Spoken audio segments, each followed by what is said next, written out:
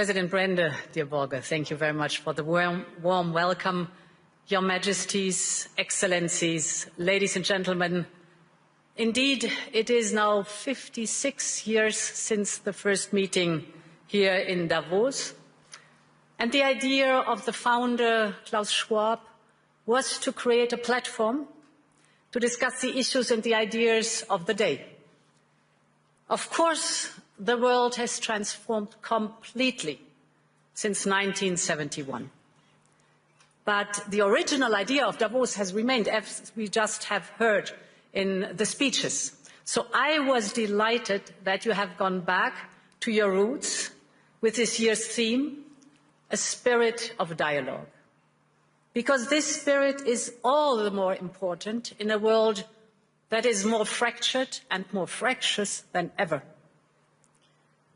1971 was the year of the so-called Nixon shock and the decision to delink the US dollar from gold.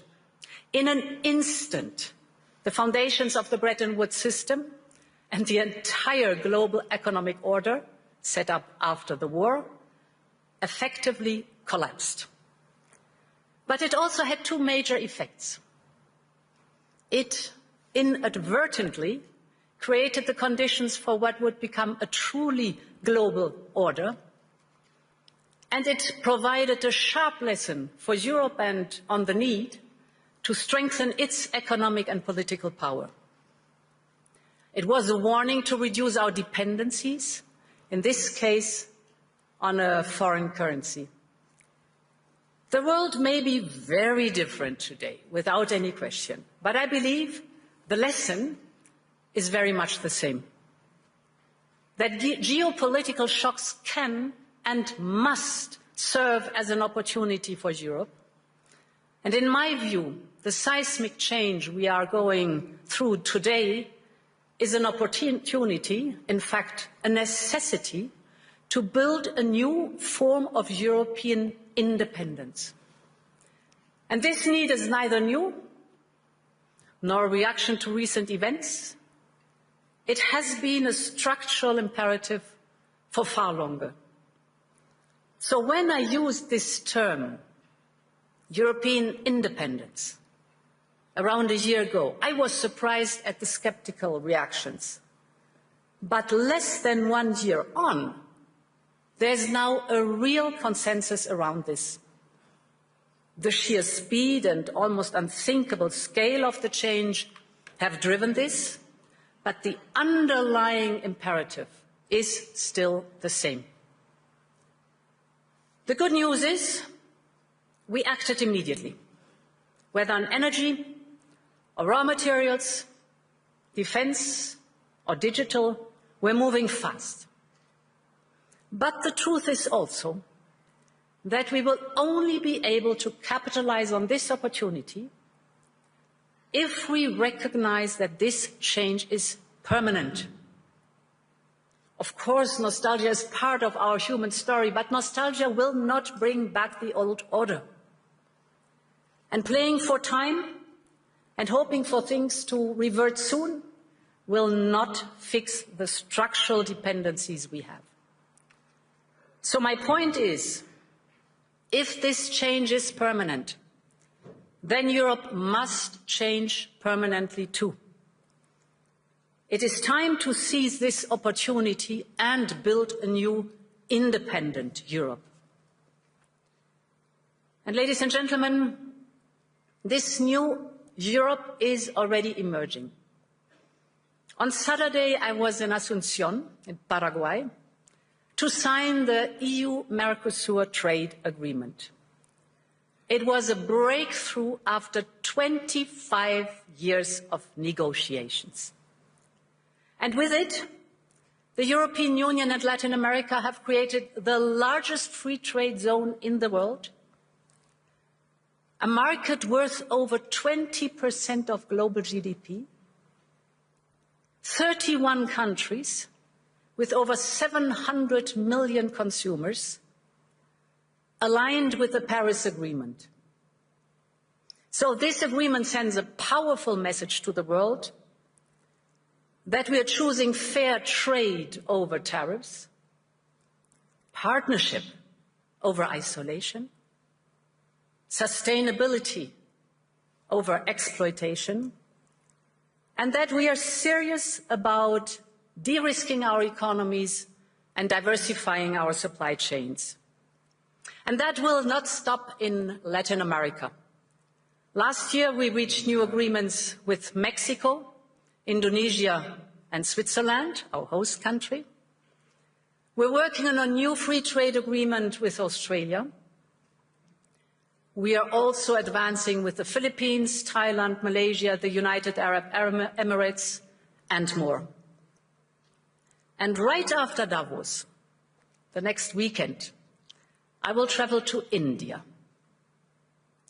There's still work to do, but we are on the cusp of a historic trade agreement. Indeed, some call it the mother of all deals. One that would create a market of 2 billion people, accounting for almost a quarter of global GDP. And crucially, that would provide a first-mover advantage for Europe with one of the world's fastest-growing and most dynamic continents. Europe wants to do business with the growth centres of today and the economic powerhouses of this century, from Latin America to the Indo-Pacific and far beyond. Europe will always choose the world, and the world is ready to choose Europe.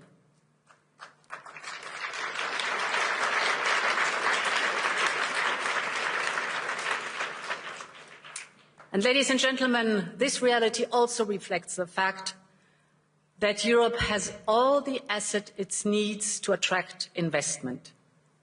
The savings, the skills, the innovation with our AI factories and gigafactories and the applications that are necessary, AI first. What we need now is to mobilize collectively these assets to their full potential and to focus on the essential. So focal point number one is to create a conducive and predictable regulatory environment. We live in an age where capital and data can cross Europe in a second, and business must be able to move just as freely. But as things stand, too many companies have to look abroad to grow and scale up, partly because they face the new set of rules every time they expand into a new member state. So while on paper the market is of 450 million Europeans open to them, it is far more complicated in reality. And that acts as a handbrake on the growth and profit potential of companies. So this is why we need a new approach. We will soon put forward our 28th regime. The ultimate aim is to create a new, truly European company structure. We call it EU Inc., with a single and simple set of rules that will apply seamlessly over our union, so that businesses can operate across member states much more easily. Our entrepreneurs, the innovative companies, will be able to register a company in any member state within 48 hours, fully online. They will enjoy the same capital regime all across the European Union. And ultimately, we need a system where the companies can do business and raise financing seamlessly across Europe, just as easily as in uniform markets like the United States or China. If we get this right, and if we move fast enough, this will not only help EU companies grow, but it will attract investment from across the world. Which brings me to the second focus, investment and capital. We are now building the Savings and Investment Union. We need a large-scale, deep and liquid capital market that attracts a wide range of investors. And this will allow business to find the funding they need, including equity, at lower costs here in Europe. We have made proposals on market integration and supervision to ensure our financial market is more integrated. This covers trading, post-trading and asset management, as well as driving innovation and making our supervisory framework more efficient. This will help ensure that capital flows where it is needed, to scale-ups, to SMEs, to innovation, to industry. And the third priority is to build an interconnected and affordable energy market, a true energy union. Energy is a choke point for both companies and households. And just look at the dispersion of prices across European electricity hubs. Europe needs an energy blueprint that pulls together all the parts. This is our Affordable Energy Action Plan. We are, for example, massively investing in our energy security and independence with interconnectors and grids. This is for homegrown energies that we are trying to promote as much as possible, the nuclear and the renewables, to bring down prices and cut dependencies, to put an end to price volatility, manipulation and supply shocks. But now we have to speed up this transition, because homegrown, reliable, resilient and cheaper energy will drive our economic growth and deliver for Europeans and secure our independence. Ladies and gentlemen, whether on trade or business, capital or energy, Europe needs an urgency mindset. Our starting point is good. We are home to global champions in fields ranging from wind power to next-generation batteries, from aerospace to the industrial machines that are essential to build the chips and advanced weapons. Our companies are taking up AI at the same pace as their US peers. Europe is in the race for the key technologies of tomorrow. But as global competition gets ruthless, we must show real ambition, especially in those sectors vital for our independence. Take defense, for example. We have done more on defense in the last year than in decades before. We have started a surge in defense spending up to 800 billion euros till 2030. Member states are stepping up their investment at record level, and this has helped to triple the market value of European defense industry companies since January 2022. We now have 3 leading European defense tech startups that have reached unicorn valuation. They are working on AI-powered software and systems for battlefield intelligence, or on advanced dual-use and surveillance drones. So they are also driving innovation and investment in Europe's defense tech industrial base. All of this would have been unthinkable even a few years ago. This now only shows how economy and national security are more linked than ever. But also what we can do when Europeans have the will to match the ambition. So, ladies and gentlemen, this need for ambition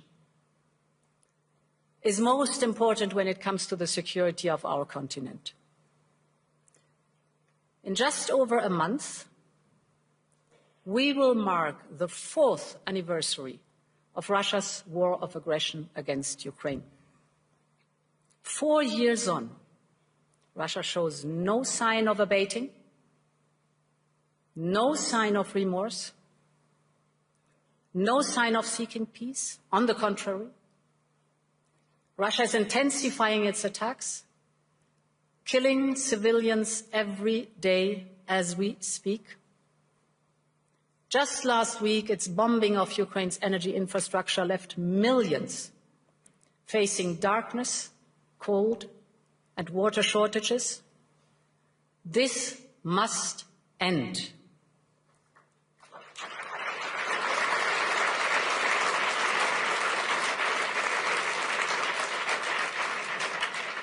We all want peace for Ukraine. We recognize President Trump's role in pushing the peace process forward, and we will work very closely with the United States. And we all agree that, therefore, Ukraine must be in a position of strength to go to the negotiation table. And this is why we Europeans have decided to provide Ukraine with a loan of 90 billion euros for 2026 and 2027. With this support, we make sure that Ukraine can bolster its defense on the battlefield, strengthen its defense capabilities for a peace agreement, and keep basic services running. Above all, it reaffirms Europe's unwavering commitment to the security, the defense, and the European future of Ukraine. And in parallel, we decided to permanently immobilize the Russian assets, and that we reserve the right to make use of them. This should serve as a stark reminder to Russia and as a message to the world. Europe will always stand with Ukraine until there is a just and lasting peace.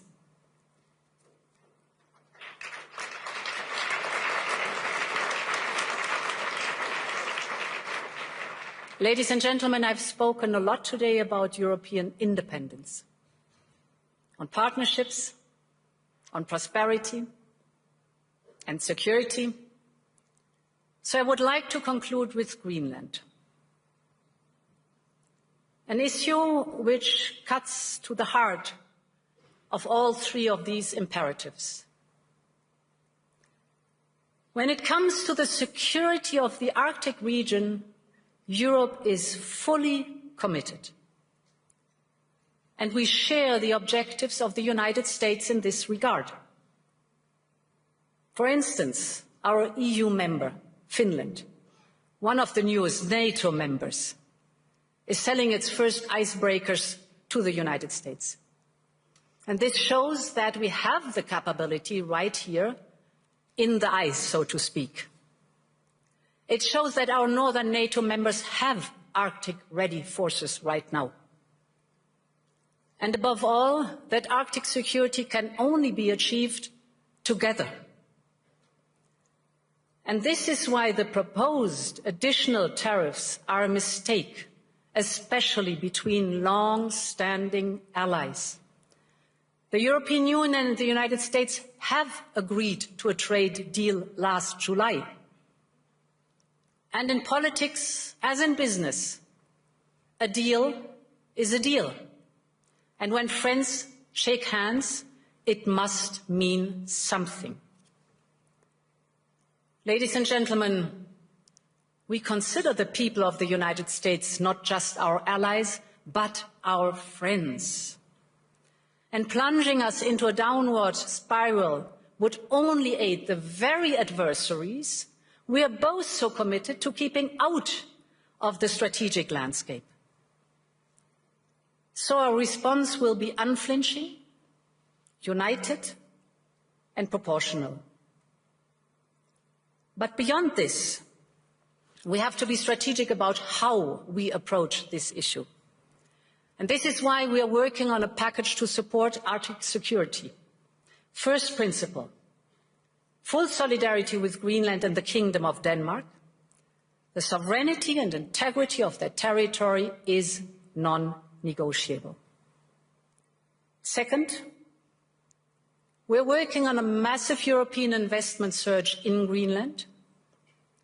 We will work with Greenland and Denmark hand in hand to see how we can further support the local economy and infrastructure.